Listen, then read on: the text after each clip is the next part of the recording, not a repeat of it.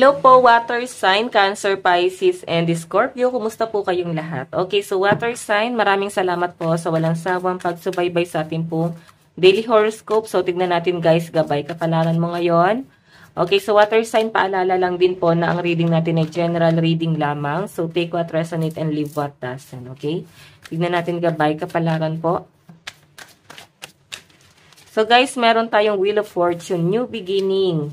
Or maaaring may nakikita ko guys na maaaring pag-overthink na nangyayari sa inyo guys. Napakalalim na itong iniisip mo na to guys, no?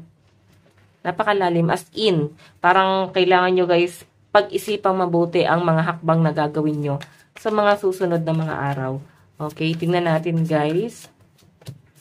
Meron tayong King of Wands. So sa passion mo to guys, no? Pwedeng sa career mo or pwedeng sa pinupursu mo na passion, like, pwedeng gusto mo yung bagay na yon. Pwede rin naman guys na meron kang inaaral, pwedeng talent po itong nakikita ko na to. So, kung makita nyo guys, Queen of Swords, maaari guys sa relationship din to guys, no? Siguro meron guys nilolook forward yung person mo na iba, water sign, kung makita mo, King of Wands, or maaari guys na may karelasyon ka, pero magkaiba kayo guys ng gusto. Like, etong person mo na to guys, nakapokus po siya sa kanyang hobby.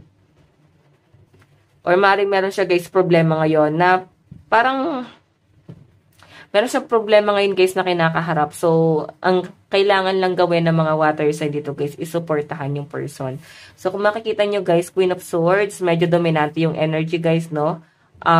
Kung ikaw tong dominante, kailangan guys, babaan mo daw yon. Ayan, focus ka lang muna guys sa mga alam mo yun, mga basic needs lang, no? Yung mga, wag mo guys masyadong i-pressure yung sarili mo. Mga ganyan, no? Kasi nakikita ko na parang nape-pressure ka rito, guys. Maaaring sa relationship mo, guys, sa ibang tao. May nararamdaman din ako dito, water sign, na parang pakiramdaman kayo. May pinakikiramdaman ka bang isang tao? Or maaaring meron kang isang tao na tinitignan dito na parang ang hirap, guys, ispilengin ng ugali. Or maaaring hindi kayo, guys, nag-uusap. Ayun nga guys, parang pakiramdaman. Kasi parehas kayo guys nakatalikod sa isa't isa, oh.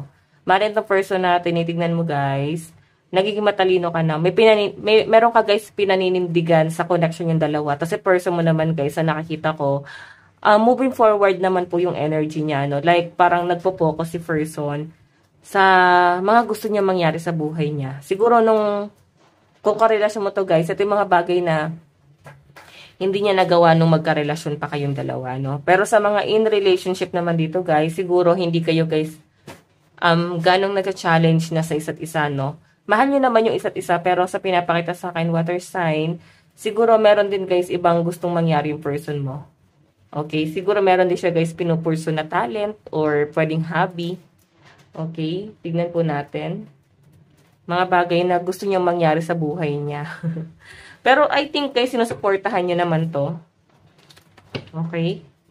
Parang hindi nyo guys gano'n pinapakailaman yung person mo. Parang wala kayo guys pakailamanan. Tignan po natin.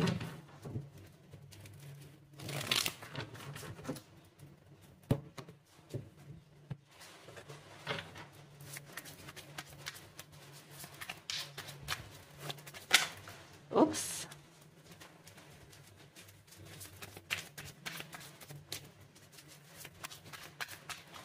Okay. So, meron tayo guys, infinity, infinity. So, meron siguro guys, paulit-ulit na scenario. Siguro ito ha, sa tagal na siguro guys, ng pagsasama niyo ng person mo. Parang wala na guys, excitement, no? Maring, hindi naman guys parang nagkakasawaan, pero siguro, parang kailangan nyo guys, maglibang, like magkaroon ng expansion sa isa't isa, no? Kung matagal na kayo guys magkarelasyon ng person mo, siguro nakaka-feel na parang gusto naman guys mag-explore. Ayan, para hindi naman guys doon lang sa relasyon nakapokus. Abuse of power. So, sa pinapakita sa akin dito guys, sa relationship, ano ba to? Parang feeling nyo ba guys, inabuso ka ng person mo? Or maaaring nagpo-focus kayo guys sa responsibility, like ang dami guys gastusin, nagpo-focus kayo dun guys. Ayan po yung pinapakita rito, no? Okay, yung iba naman dito guys sa pinapakita rin sa akin, medyo nagiging magastos daw po. Ayan, maging wise kapag dating sa pagmamanage ng pera, okay? Meron tayong, ayan, ayoko na guys basahin, baka tayo ay ma-restrict ni, ni YouTube. So, basahin mo na lang, okay? Siguro, may pinapakita rin sa akin dito guys. Ano to guys, no? Pwedeng ex mo tong tinitignan mo na to. Sa pinapakita sa akin water sign. Parang hiwalay na kayo matagal na, pero parang naiinis ka sa kanya. Ano ba to? May nararamdaman ka pa rin ba sa person mo? Kasi sa pinapakita sa akin water sign, parang siya wala na siyang napifeel. Kung ex mo na to, no? Ayan, no? Sometimes I need help. Okay. Kasi parang hindi talaga kayo guys nagkaroon ng give and take, no? Nung nagsasama kayo, parang na-feel kasi nung isa pinabayaan, na-feel nung isa na parang hindi naging responsible dun sa relationship. Like, nag-focus lang siya sa sarili niya. Naging mataas. Ganun po yung pinapakita sa akin. So, kaya siguro nag-decide kayo na maghiwalay na lang talaga. So, alam niyo yun guys, parang sa relationship talaga tong nakikita ko na to. Ayun, no? Take care of yourself. So, parang nagpo-focus ka talaga sa sarili mo ngayon. Okay? Bari binibili mo yung mga bagay na gusto mo kasi why not? Single ka naman, di ba? So, parang pinapamper mo yung sarili mo. Okay, tignan pa natin. Ayun, parang di pantay ito. Okay, tignan pa natin guys. Meron tayong the cross. Meron tayong the clock tower. Okay. So, nagiging mataas na ang mga water sign guys, no? Like, dati wala ka naman guys gusto mangyari sa buhay mo. Like, sobrang kontento ka. Ngayon kasi guys, nagiging mataas na rin yung ambisyon nyo sa buhay, no? Nagkakaroon ka ng biglaang plano sa buhay. Okay? Ayan yung iba sa inyo, baka pupunta kayo sa simbahan ngayon. Okay, meron tayong the whip. Okay, so maaring feeling mo talaga naging malupit talaga guys ang tadhana sa inyo guys. May nakita akong argument dito. Parang alam mo yun, parang matinding pagtatalo to. Maaring matagal na siya guys nangyari. Okay? I think kung sino man to guys nakaalitan nyo, iniisip-isip ka ng person mo. Halos paulit-ulit, no? Kung hindi man to guys sa relationship, pwedeng sa connection mo guys sa ibang tao. Iniisip-isip ka pa rin itong taong to guys. Okay? So, lucky number mo is 36, 19, 11, and 29. Tignan pa natin advice.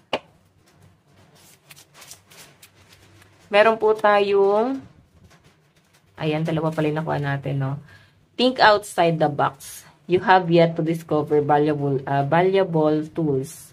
Okay, so parang, ano to guys, no? Parang kailangan nyo siguro lumabas guys sa comfort zone. Okay, parang mas marami ka pa guys madidiscover kung lalabas ka dyan. Marami ka pa guys malalaman. Marami ka pang parang marami ka pa guys malalaman like magugustuhan bagong maaring ano to guys like hobby, 'di ba? So, parang kailangan nyo guys magkaroon ng expansion, no? Huwag nyo guys ikulong yung sarili mo sa comfort zone. Okay? So, ayun nasabi ko na ba, lucky number mo is 36, 19, 11, and 29. Ito lang guys ang inyong reading bukas ulit. God bless and love you all. Bye-bye.